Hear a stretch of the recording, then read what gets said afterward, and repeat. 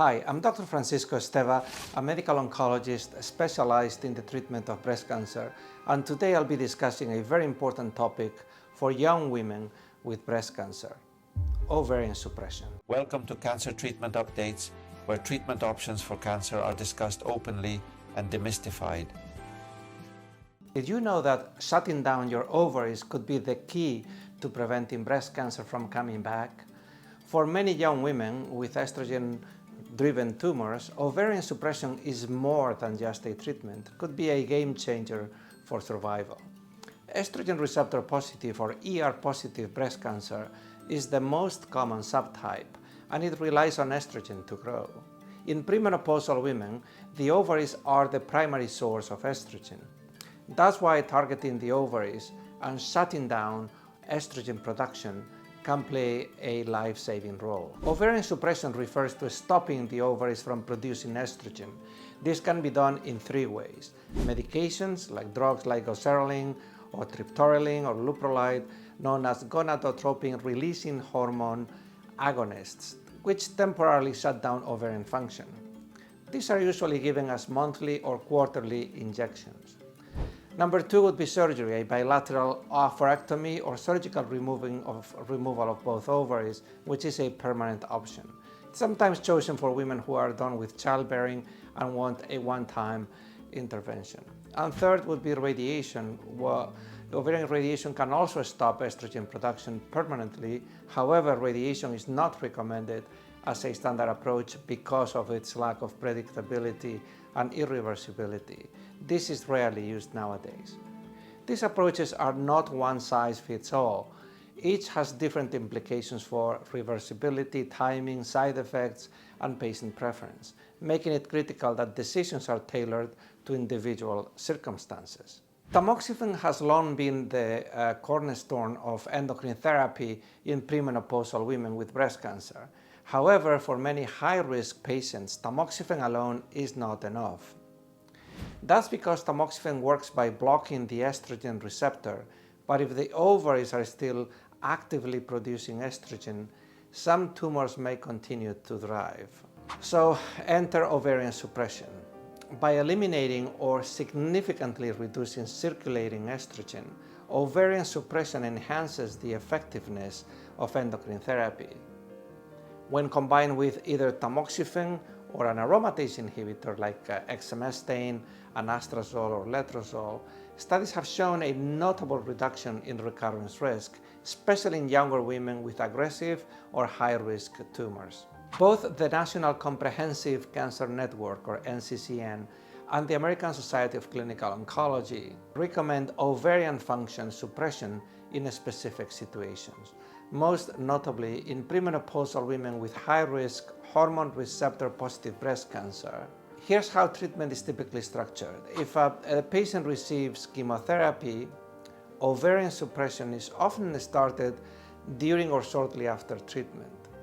If no chemotherapy is given, suppression can begin as a standalone intervention or alongside tamoxifen or an aromatase inhibitor. Once menopause is induced or reached naturally, aromatase inhibitors become the preferred option, since they are only effective in the absence of ovarian estrogen production. The most compelling data comes from two landmark trials: SOFT, also known as Suppression of Ovarian Function Trial, and TEXT, Tamoxifen and Exemestane Trial. These studies showed improved disease-free survival when ovarian suppression was added to endocrine therapy. Number two, a greatest benefit was seen in women under 35 or those with high-risk features like lymph node involvement. For example, in high-risk patients, the 5-year freedom from recurrence rate improved by 10 to 15% when ovarian suppression was combined with an aromatase inhibitor, compared to tamoxifen alone. Another study, the ASTRA trial, focused on Korean women under 45 and found that 2 years of ovarian suppression added to tamoxifen led to significantly better disease-free survival at 8 years. While overall survival was not statistically improved, delaying recurrence is an important endpoint in itself. Like many cancer treatments, ovarian suppression comes with trade-offs. Inducing menopause, either temporarily or permanently, can bring on hot flashes, night sweats, vaginal dryness, loss of libido, mood changes, and joint pain. There are also long-term concerns about bone loss and cardiovascular health. For these reasons, managing side effects becomes a critical part of survivorship care.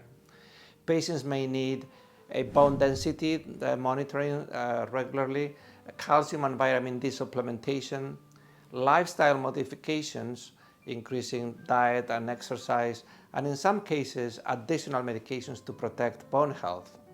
Adherence is another challenge. If side effects are poorly managed, patients may stop therapy early. That's why open communication between patients and providers is so important, so that symptoms are addressed and the benefits of continued treatment are reinforced. The optimal duration of ovarian suppression remains a topic of active research. Some experts advocate for 5 years of suppression, in high-risk patients especially, while others suggest that 2 years may be enough in selected cases, especially if the patient transitions to postmenopausal endocrine therapy afterward. Shortening the duration may improve quality of life and long-term adherence, but decisions must be balanced between individual risk factors and patient preference. For younger women, ovarian suppression raises complex issues around fertility preservation. Medical suppression with GnRH agonists is reversible, offering some reassurance. Surgery or radiation, by contrast, ends fertility permanently. Before starting treatment, patients should be offered consultation with a fertility specialist. Options like embryo or oocyte cryopreservation can be pursued, but timing is key, and coordination between oncologists and reproductive endocrinologists is essential, especially if patients are going to receive chemotherapy, which may also affect fertility. Despite strong clinical evidence, though, ovarian suppression remains underused in many settings. Why? Concerns about side effects, gaps in awareness among providers, lack of infrastructure for fertility preservation, variability in access to care. This underuse reflects a broader use in cancer care, translating guidelines into real-world practice. Empowering patients with knowledge and encouraging shared decision-making is a powerful way to close this gap. To wrap up, ovarian suppression is a powerful tool in the fight against estrogen receptor-positive breast cancer in premenopausal women. It enhances the effectiveness of hormone therapy, reduces recurrence, and is especially valuable in high-risk patients. But it also requires careful consideration of side effects, fertility goals, and treatment duration. We encourage every patient to speak with their oncology team about whether ovarian suppression is right for them. Decisions should reflect not only the cancer itself, but the whole person, their goals, values, and life after treatment. If this video helped you better understand your options, give us a like, leave a comment, and don't forget to subscribe. Your questions and feedback help us bring you the content that matters most. Thank you for watching.